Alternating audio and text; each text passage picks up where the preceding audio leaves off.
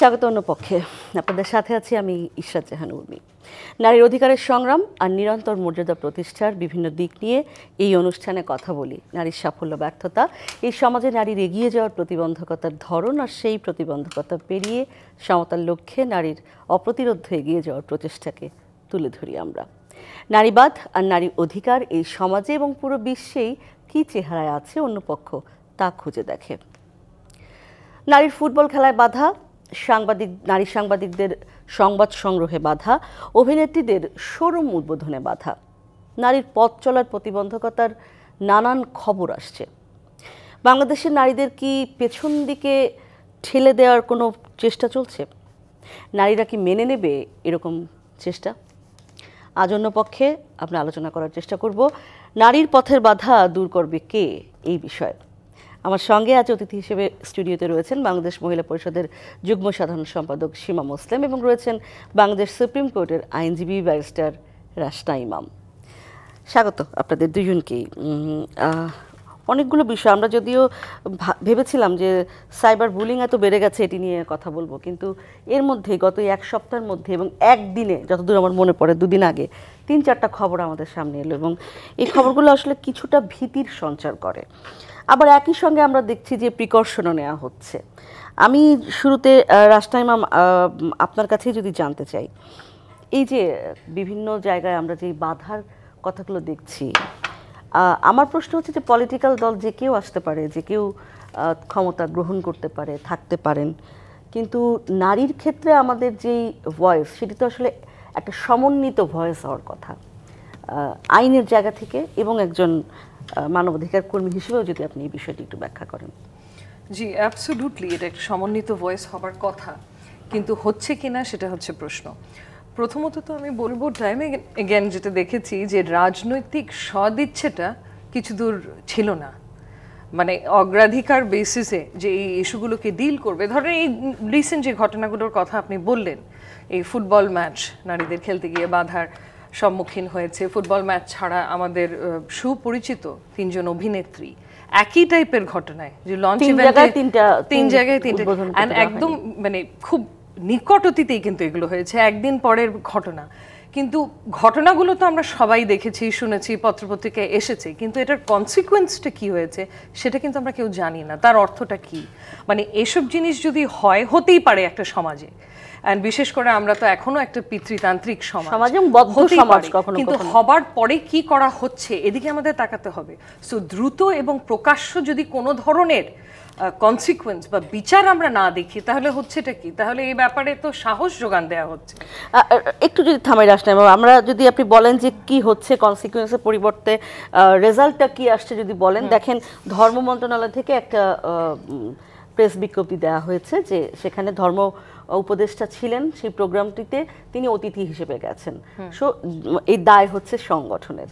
একইভাবে কালকেই দেখলাম যে যারা ফুটবল খেলায় বাধা দিয়েছে তারা ক্ষমা চাইছে। কিন্তু আপনি কি মনে করেন কিনা যে এই বিষয়গুলো শুধু এইখানে আটকে না রেখে আবারও বেশি বেশি করে এই খেলার আয়োজন করা, বেশি বেশি করে নারী সাংবাদিকদের কাজে যোগদান করা, বেশি বেশি করে শোরুম উদ্বোধন যাতে হয় সেই ব্যবস্থাটি করা, সেটি কতখানি জরুরি বলে মনে করছেন? এক্সট্রিমলি ইম্পর্টেন্ট, কারণ ক্ষমা চাওয়ার তো একটা বিবৃতি দেওয়ার মতো ব্যাপার, ও আমরা তীব্র নিন্দা জানাচ্ছি, এতটুকু বলে গিয়ে তো থেমে গেলে হবে না। সো আবার দেখি না তাহলে যদি ওনারা অ্যাকচুয়ালি মানে ক্ষমা চেয়েছে এবং ট্রুলি ক্ষমা চেয়েছে, সেক্ষেত্রে আন্তরিকভাবে চেয়েছে, সেক্ষেত্রে তো আবার কোনো বাধার সম্মুখীন হবার কথা না। সো বেশি বেশি তো করা উচিতই, কিন্তু একটা জিনিস লক্ষ্য করতে হবে যে দেখে যাতে করে না মনে হয় যে এটাকে প্রমোট করা হচ্ছে, এখন সাহস যোগানো হচ্ছে। আমি এই জায়গায় ফিরবো, এই যে প্রমোট করার বিষয়টি বলছিলেন যে এটা কি মনে হচ্ছে কোনোভাবে পৃষ্ঠপোষকতা দেওয়া হচ্ছে? একইভাবে এই যে বলছেন রাশনা ইমাম যে তীব্র নিন্দা জানাই একটা প্রেস রিলিজ দিয়ে দেওয়া হলো, এটা কতখানি আন্তরিক এবং আসলেই আন্তরিক কিনা, আসলেই তারা আসলে রিগ্রেট ফিল করছে কিনা? আসলে সবচেয়ে বড় কথা এখানে যে জিনিসটা, আমাদের উনি আরও আইনের লোক আরও ভালো বলতে পারবেন, মানে প্রত্যেকটা জিনিসের তো একটা আইনগত বিষয় আছে, তাই না? এটা যে খালি আমার ক্ষমা চাইলেই যে হয়ে যাবে সেটা তো না। তারা তো ফিজিক্যালিও লাঠিসোঁটা নিয়ে গেছে, অনেক, এটা তো একটা আইনের বিষয়ও আছে। আইনের ক্ষেত্রে এটা কি হলো? আইন তো এখানে কোনো ভূমিকা পালন করলো না। তারা ক্ষমা চেয়েছে, ঠিক আছে, ভালো কথা, কিন্তু এখানে তো আইনেরও একটা বিষয় ছিল, সেই জিনিসটা কিন্তু আমরা দেখছি না।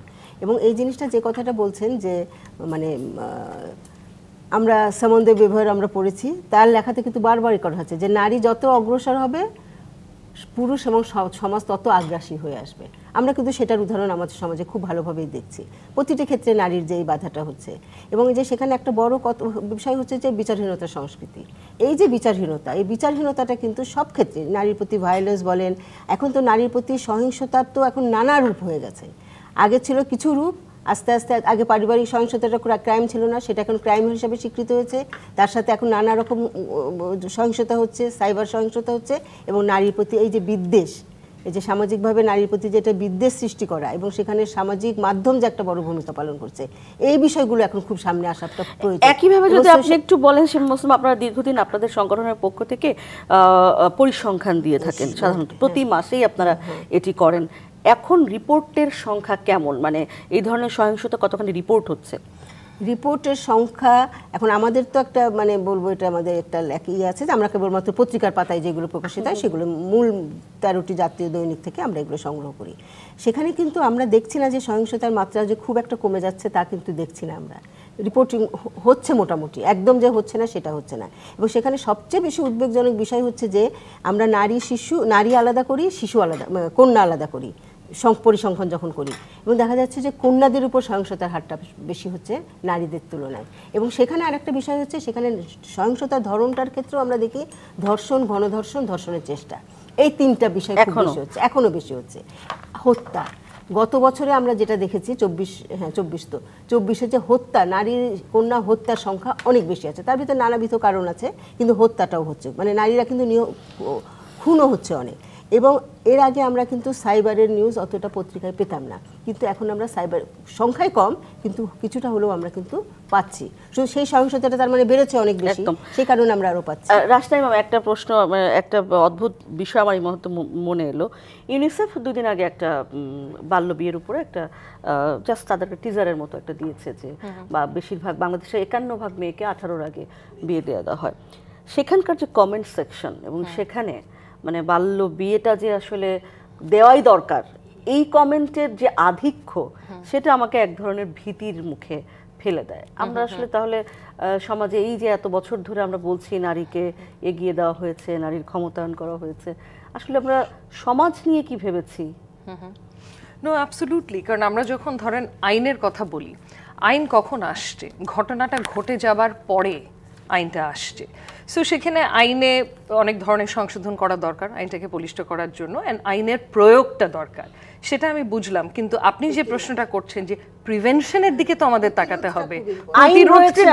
আইন তো আছে আমাদের, বেশ কিছু আইন, কিছু ভুল ত্রুটি আছে, কিন্তু এগুলোকেই যদি প্রয়োগ করা হয় অনেক বিশাল একটা ইম্প্যাক্ট ফেলবে। কিন্তু আমার প্রশ্নটা হচ্ছে প্রতিরোধ, সেদিকে তো তাকাতে হবে। এবং প্রতিরোধের জন্য আমাদের দরকার কিন্তু একটা ন্যাশনাল জনসচেতনতার ক্যাম্পেইন দরকার এই ব্যাপারে।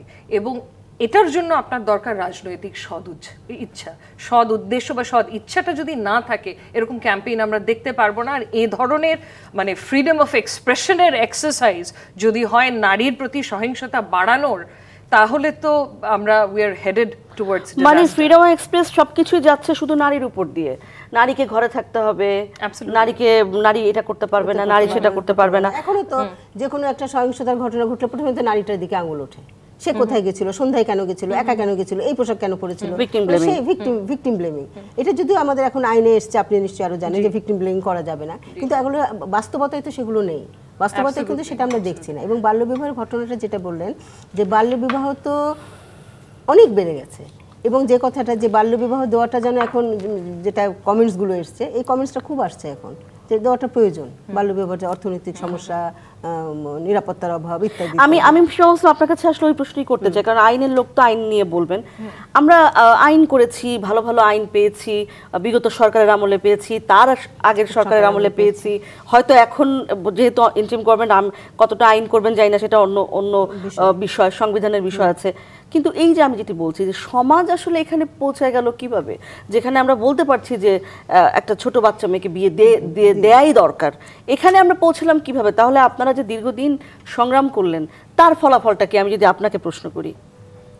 সেটা সত্যি খুবই দুঃখজনক। আমরা যারা অ্যাক্টিভিস্ট আছি আমাদের জন্য এটা খুবই মানে একটা যে এত ব্যাকল্যাশ হয়ে যাচ্ছে সব কিছুর ক্ষেত্রে, কেন এত ব্যাকল্যাশ হচ্ছে, এটা কিন্তু এখন একটা খুবই ইম্পর্টেন্ট বিষয় জানা বোঝার জন্য, যারা আমরা অ্যাক্টিভিস্ট, নারী ওমেন অ্যাক্টিভিস্ট হিসেবে কাজ করছি, সমাজবিজ্ঞানীদেরও কাজ করতে হবে, সমাজবিজ্ঞানের কাজ করতে হবে। আসলে এখন এখানে যেটা এটা হচ্ছে একটা বড় মানে অনেক কিছু গবেষণারও বিষয় আছে, যে সমাজবিজ্ঞান, মনোবিজ্ঞান, সোশ্যাল সায়েন্সের এখান থেকে একটা গবেষণারও বিষয় আছে যে কেন এই জিনিসটা হচ্ছে। হ্যাঁ, অর্থনীতি, যে কথাটা আমরা দেখেন আজকে অর্থনীতিতে মেয়েরা কিন্তু প্রচুর যুক্ত হয়েছে। অর্থনীতি যে সামাজিক মানে উদ্যোক্তা হিসাবে কিন্তু আজকে আমাদের সাধারণ নারী মেয়েরা কিন্তু অনেক আছে, কিন্তু তারপরে আমরা দেখছি কিন্তু মেয়েরা বেরোচ্ছে, কিন্তু তাদের এই বের হওয়াটা সমাজ কিন্তু এখনো কিন্তু গ্রহণ করতে পারেনি। এই যে সমাজ গ্রহণ করতে না পারাটা, এই জায়গাটাই কিন্তু আসলে একটা বড় বিষয় হচ্ছে যে সচেতনতা ক্যাম্পেইন, সচেতনতা ক্যাম্পেইন। একটা বিরতির সময় পৌঁছে গেছে, ফিরে এসে আমি রাশনা ইমাম আপনার কাছে প্রশ্ন রাখবো যে আসলে শুধু আইন দিয়ে হবে নাকি আসলে সমাজের দিক দিয়ে ফিরতে হবে। আমার একটা বিরতি নিচ্ছি, অন্য পক্ষে থাকুন ডিবিসি নিউজের সঙ্গে, ফিরছি বিরতির পর।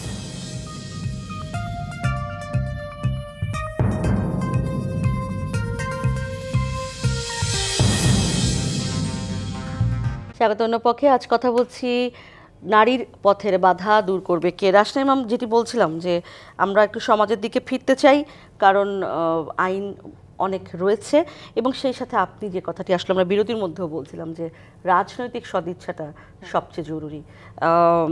সেই রাজনৈতিক সদিচ্ছার দিকে আসলে আমরা কতক্ষণ তাকিয়ে থাকবো, বা কবে মনে হয় আপনার যে এটার একটা সলিউশন অথবা অন্তত একটা উইল আমরা দেখব যে নারীদেরকে এইভাবে আর দেখা হচ্ছে না? জি, প্রথমত তো রাজনৈতিক সদিচ্ছা না থাকলে কিছু হবে না। আমরা যেটা দেখেছি এতদিন কিছু হয়নি। আর এখানে রাজনৈতিক সদিচ্ছা তো এই অন্তর্বর্তীকালীন সরকারেরও থাকতে পারতো, ওনাদের তো কেউ বারণ করেনি যে এই ব্যাপারে ওনাদের সদিচ্ছা থাকতে পারবে না, কিন্তু দেখা যাচ্ছে যে দিনে দিনে ওনারা ঠিক সিচুয়েশনটা সামলাতে হয়তো পারছে না, যেভাবে অ্যাটলিস্ট মানুষের আশা আকাঙ্ক্ষা ছিল 5th অগস্টের পরে। অ্যান্ড এখন যেভাবে যে পর্যায়ে এসে দাঁড়িয়েছি, বিশেষ করে ল অ্যান্ড অর্ডার সিচুয়েশনটা কিন্তু একেবারেই নিয়ন্ত্রণে আনতে পারেনি। এবং এটাও কিন্তু একটা বড় ধরনের কারণ, এই যে নারীর প্রতি সহিংসতার যে বহিঃপ্রকাশটা আমরা দেখছি বিভিন্নভাবে, because law and order situation পুরোপুরি কন্ট্রোলে না। এই যে ফুটবল ম্যাচে বাধা, এই 3 জন সুপরিচিত অভিনেত্রী, তারা বাধা, কি করা হলো? আমার একটাই প্রশ্ন, করাটা কি হলো? তীব্র নিন্দা জানানো ছাড়া একটা বিবৃতি দেওয়া হলো, এছাড়া কোনো লিগ্যাল অ্যাকশন নেওয়া হয়েছে? কারণ এটা তো তাদের অনেক ধরনের অধিকার লঙ্ঘন করেছে। আরো 5টা ম্যাচ তারা কি অর্গানাইজ করেছে, এক্স্যাক্টলি 5টা শোরুম বলা হয়েছে, আমরা কিন্তু কোনো কিছু দেখতে পারিনি যে প্রকাশ্য কি করা হলো। এবং প্রকাশ্য কিছু যদি করা না হয় তাহলে কিন্তু এটাকে মানে লাই দেয়া হবে এবং সাহসটা যোগান দেওয়া হবে, এবং আমাদের নারী হিসেবে মনোবল কিন্তু ভাঙছে একদম। এন্ড বিশেষ করে মা হিসেবে আমি বলছি, আমার 2টো কন্যা সন্তানের মা আমি তো কোথাও ওদেরকে যেতে দেব না কোনো ধরনের সিকিউরিটি ছাড়া। কিন্তু এভাবে কি চলাফেরা করতে পারবে? এভাবে কি কাজ করতে পারবে? কর্মক্ষেত্রে যদি আমি নিরাপদ না থাকি, আমি নারীদের ঘর থেকে বের করে কর্মক্ষেত্রে কিভাবে আনবো? ট্রান্সপোর্টেশনে কি হচ্ছে, যারা পাবলিক বাসে, পাবলিক আগেও ছিল জঘন্য ধরনের হয়রানি শিকার, এখন ক্যাটকলিং বেড়ে গেছে। অ্যাবসলিউটলি। আমার প্রশ্ন হচ্ছে সীমা মুসলিম, যে আমরা দেখতে পাচ্ছি সরকারের যেই সদিচ্ছার কথা বলছিলেন রাশনা ইমাম, যেটা তারা করতে পারতেন, সংস্কার কমিশন একটি গঠন হয়েছে, তারা হয়তো খুব শীঘ্রই হয়তো তারা একটা রিপোর্ট বা প্রতিবেদন জমা দেবে। প্রশ্ন হচ্ছে সেখানেই যে আমরা 5ই আগস্টের পরে সবার আশা আকাঙ্ক্ষা ছিল বৈষম্যহীন সমাজের, কিন্তু আমরা টোকেনিজম দেখলাম, আমরা দেখলাম যে কোথাও নারী নেই, কোনো মঞ্চে নারী নেই, হ্যাঁ, এবং সেই পরিস্থিতি এখনো চলছে। আপনার কাছে প্রশ্ন হচ্ছে এই অবস্থা থেকে কে আসলে বের করবে? আসলে কি পলিটিশিয়ানরা, নাকি আসলে আমাদেরকেই আবার আমাদের জন্য দাঁড়াতে হবে? নারীদেরকে তো অবশ্যই নারীদের জন্য দাঁড়াতে হবে, তাদের কাজগুলো তাদেরকে করতে হবে, তাদেরকে মানে অর্গানাইজ হতে হবে, তাদেরকে প্রতিবাদ করতে হবে, দাঁড়াতে হবে, সব কিছুই আছে। কিন্তু তার সাথে সাথে আরেকটা জিনিস, যেটা আমি শুরুতে একটু বলেছিলাম, যে প্রচারণাটা, নারীর প্রতি যে এই দৃষ্টিভঙ্গি পরিবর্তনের যে প্রচারণা, এখানে পুরুষকেও কিন্তু ইনভলভ করতে হবে। আজকে যারা আমরা নারী সংগঠন করছি, নারী অ্যাক্টিভিস্ট আছি, আমরা কিন্তু সবসময় চেষ্টা করি যে এই সমস্ত কাজগুলোতে যাতে পুরুষদেরকেও সম্পৃক্ত করতে পারি, কারণ নারী কিন্তু একা এই সমস্যার সমাধান করতে পারবে না। এবং সবচেয়ে বড় কথা, পলিটিক্যাল উইলটা তো অবশ্যই সরকারের নীতি, কারণ আমরা দেখেছি তো যে আমাদের আইনের কিন্তু অভাব নেই, অনেক অ্যাডভান্স আইন আছে, পারিবারিক সুরক্ষা আইনের মতো আছে, পরিবারের মধ্য থেকে আমি পরিবারের বিরুদ্ধে নালিশ করে আমি পরিবারেই থাকবো, আমাকে সুরক্ষা করবে, এত অ্যাডভান্স আইনও আছে। কিন্তু তারপরে কিন্তু কোনো আইনের ইমপ্লিমেন্টেশন নাই, এবং সেখানে যে মনিটরিংটা সেটাও নাই। তার ফলে হচ্ছে কি, যে অপরাধ করছে তার কিন্তু অপরাধ করার সাহস আরও বেড়ে যাচ্ছে, যে অপরাধী না সেও অপরাধ করতে পারছে। আজকে আমরা যখন দেখলাম যে যখন এই যে ইয়াং যারা যে কিশোর গ্যাংরা যে সাম্প্রতিক সময়ে যে কতগুলো ধর্ষণের কতগুলো ঘটনা ঘটালো নারীর প্রতি, তার তো বিচার আমরা এখন দেখলাম না একদম। কিন্তু রাশনাইম, আপনি যেটা বলছিলেন যে আমি সিকিউরিটি না পেলে আমি আমার বাচ্চাকে তো ছাড়বো না, খুব স্বাভাবিক, আমিও আমার বাচ্চাকে ছাড়বো না। কিন্তু আমি আসলে এই বার্তাটি আপনাদের মাধ্যমে এবং সবাই মিলে দিতে চাই যে আমরা কি ভয় পাচ্ছি, নাকি আমরা আসলে আমরা আমাদের মানে দৃঢ় কণ্ঠে আমাদের কথাগুলো বলবো? কি মনে করেন আপনি? না, প্রথমত দৃঢ় কণ্ঠে আমাদের কথাগুলো বলতেই হবে, এবং এই ভয়টা কিন্তু নতুন না। মানে আমি গত 15 বছর 20 বছর মানে যতই বলেন আপনি, এই ভয়টা সবসময় ছিল, এই ভয়টা এখনো আছে। আনফর্চুনেট যে ভয়টা এখনো চলে যাচ্ছে না, ডিসপাইট যে এত আইনি অবকাঠামোতে কিন্তু অনেক ডেভেলপমেন্ট এসছে। যেরকম ধরেন যৌন হয়রানি, আপনি বাসের কথা বলছিলেন, বাসে কিন্তু রেগুলার বেসিসে যৌন হয়রানি হচ্ছে। আপনি বাসের কথা বাদ দেন, আমি তো সুপ্রিম কোর্টে কাজ করি, সুপ্রিম কোর্টের মতো জায়গায় যৌন হয়রানি হচ্ছে রেগুলার বেসিসে, এটা নিয়ে কেউ কথা বলে না। পুলিশে হচ্ছে, হাসপাতালে জায়গায়, কর্পোরেট। তো আমার মনে হয় যে আমরা অন্তত ভয় যাতে না পাই, অন্তত আমরা যেন জোরে করে।